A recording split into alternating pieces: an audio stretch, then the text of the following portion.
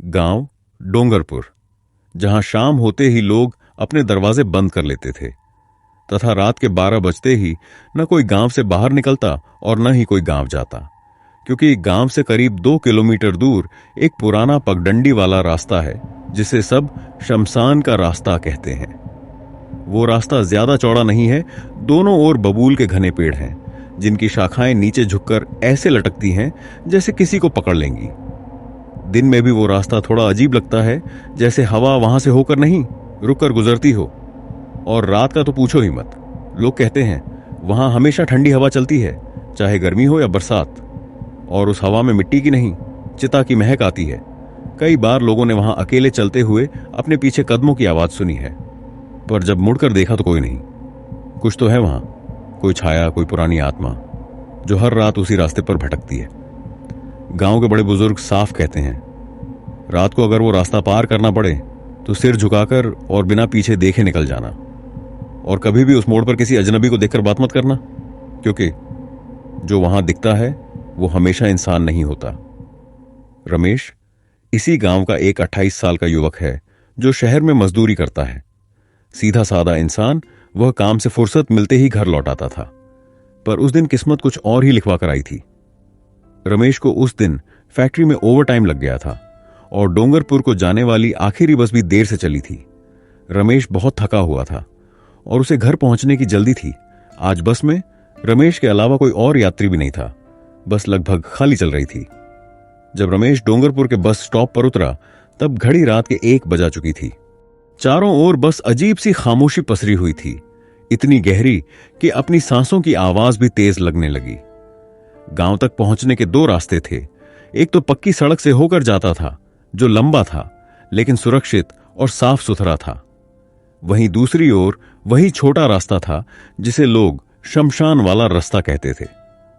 गांव के बुजुर्गों की सख्त हिदायत थी कि उस रास्ते से रात के समय कोई नहीं जाएगा, खासकर अमावस के दिन, क्योंकि वहां किसी जमाने में शमशान था और अब भी वहां कोई न कोई अनदेखी चीज भटकती रहती है।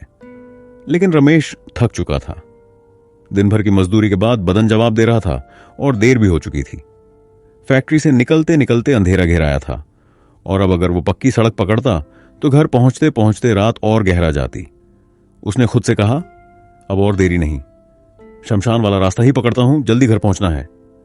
उसने अपने कंधे का झोला कसकर पकड़ा, एक गहरी सांस ली और बबूल के साइयों से भरे उस पुराने रास्ते की ओर बढ़ गया। और चलते चलते उसने मोबाइल निकाला और टॉर्च ऑन की और चल पड़ा उस वीराने की ओर। किंतु रास्ते पर चलते समय हर कदम पर जूतों की आवाज जमीन पर गूंज रही थी, जैसे सन्नाटे के भीतर किसी ने कान लगा रखे हों। बबूल की शाखाएं रास्ते में लटक रही थीं।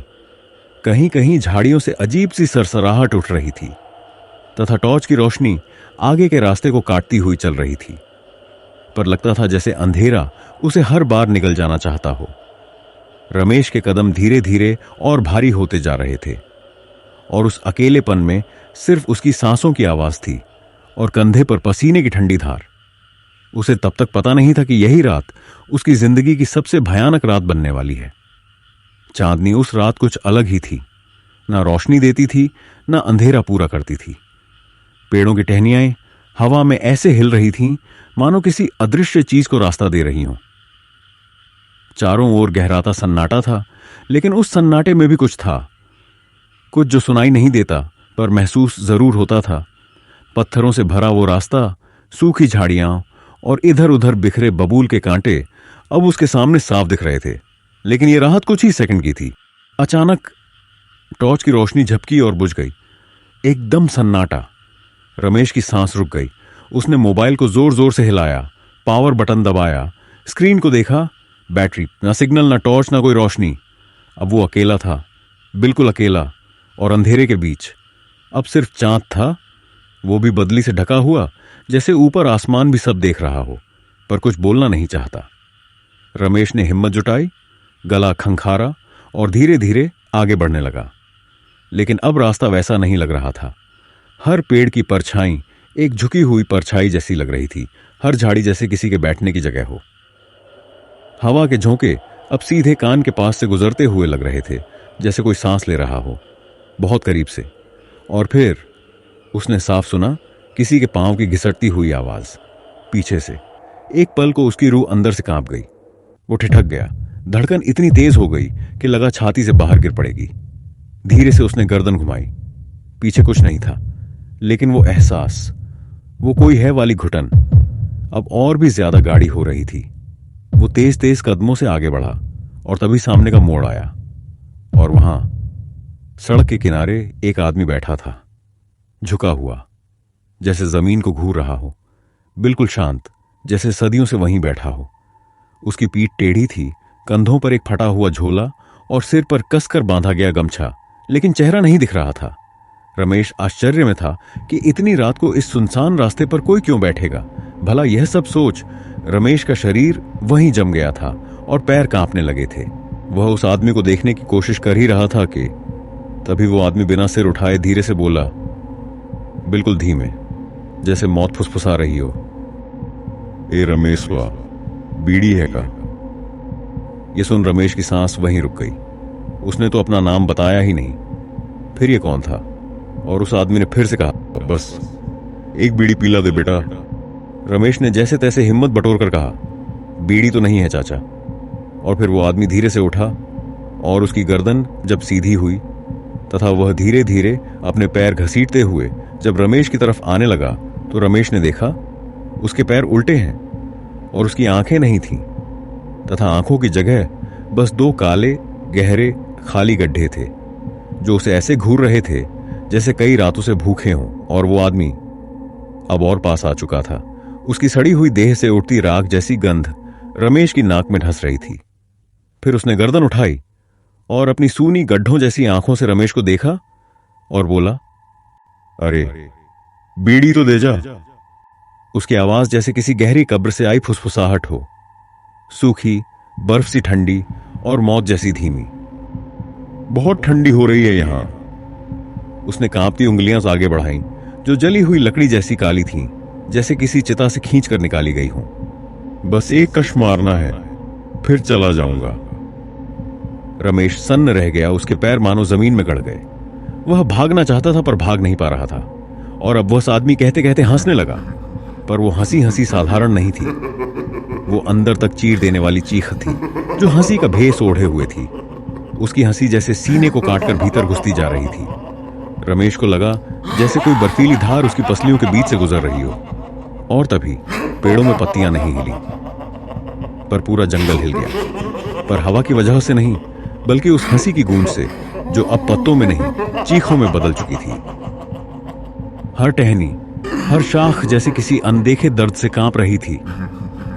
और रमेश के कानों में वो आवाज गूंज रही थी, देना, बीड़ी दे दे, फिर चला जाऊंगा।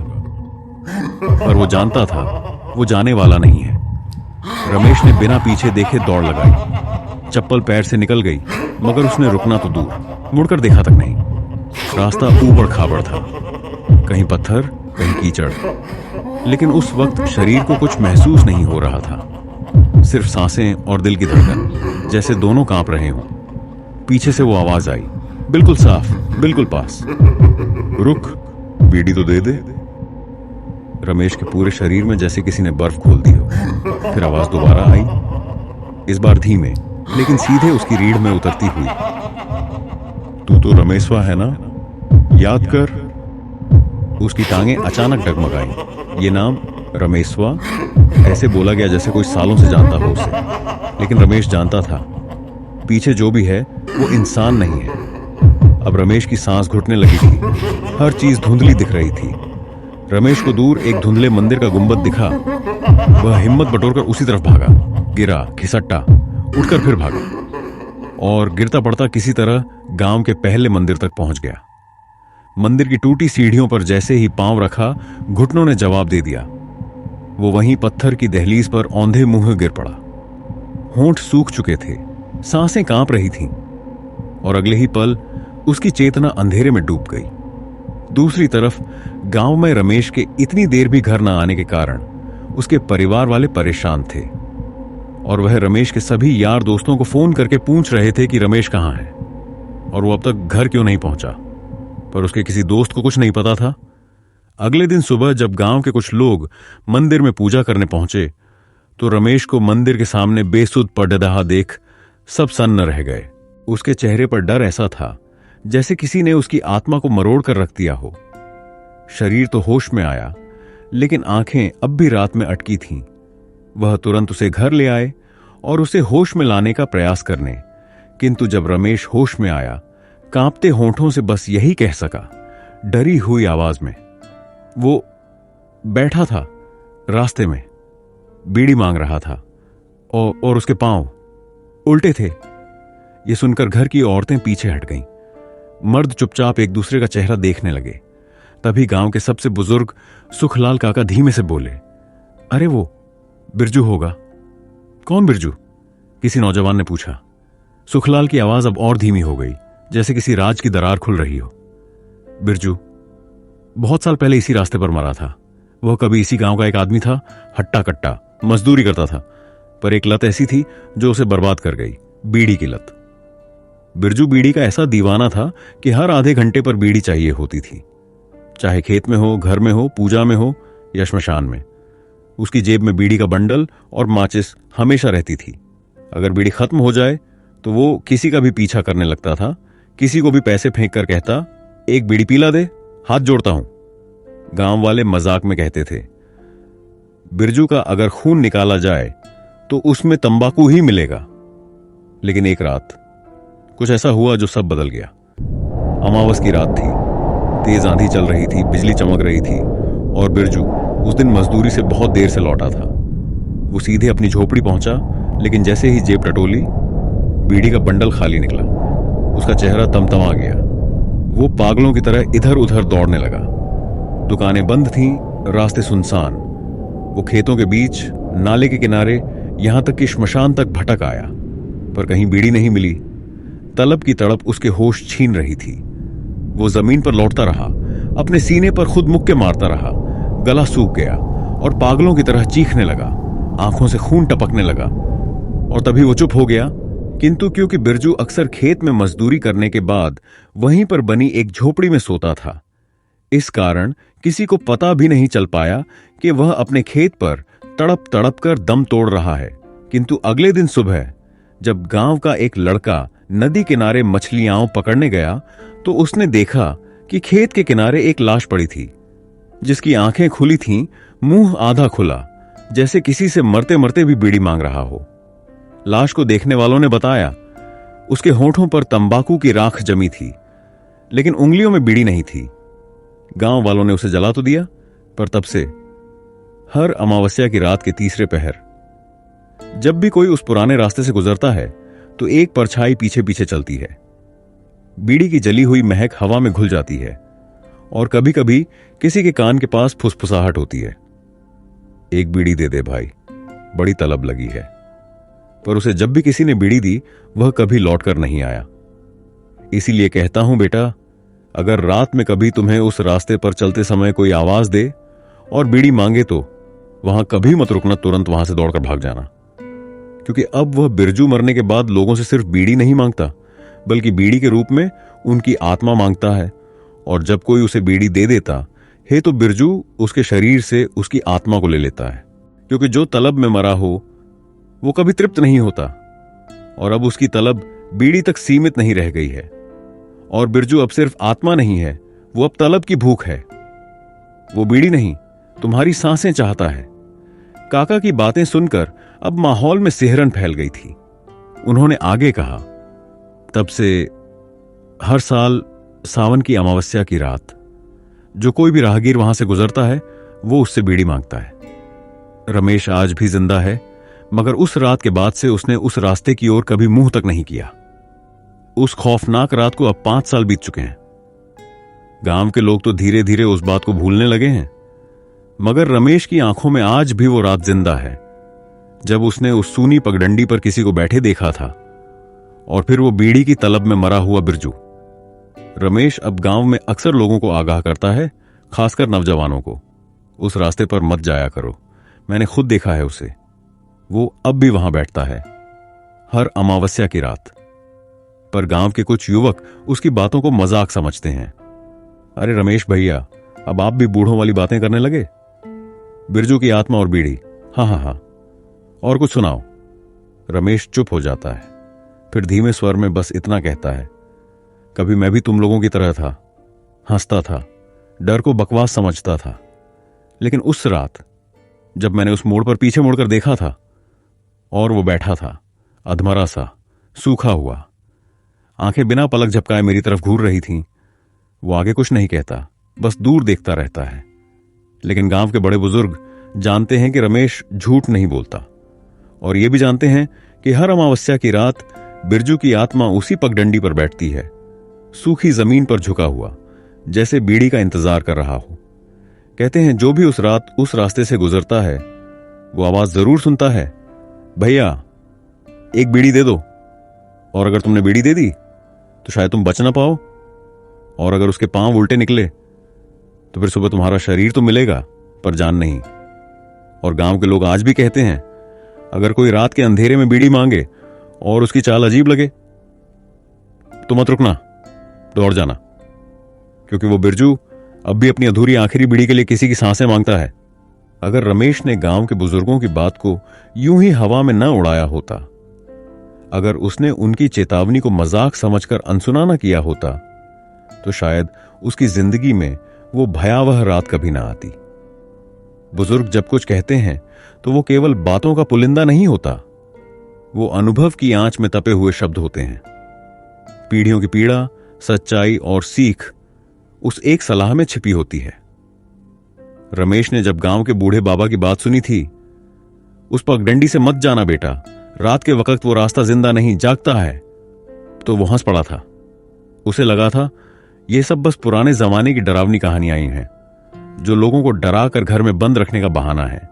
लेकिन उसे क्या पता था कि जिन बातों को वह कोरी कल्पना समझ रहा है वही उसके भविष्य की काली हकीकत बनने वाली है।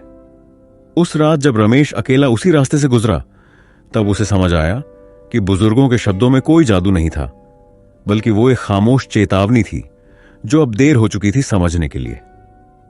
वो चीख जो रात के सन्नाटे में गूंजी थी, वो सिर्फ रमेश की नहीं थी, वो हर उस इंसान की थी जिसने बुजुर्गों की बात को नजरअंदाज किया था। अब जब गांव के युवा रमेश की कही बातों पर हंसते हैं, तो रमेश सिर्फ एक बात कहता है, मजाक मत समझो, मैंने उस रात मौत को अपने सामने बैठा देखा है, और यकीन मानो वो तुम्हारी हंसी से नहीं डरता। क्या तुम कभी उस रास्ते से गुजरे हो? क्या पता बिरजू तुमसे भी बीड़ी मांग ले। दोस्तों, आपको ये कहानी कैसी लगी? अच्छी लगी हो तो इस वीडियो को लाइक करें और हमारे चैनल को सब्सक्राइब करें। हर हर महादेव।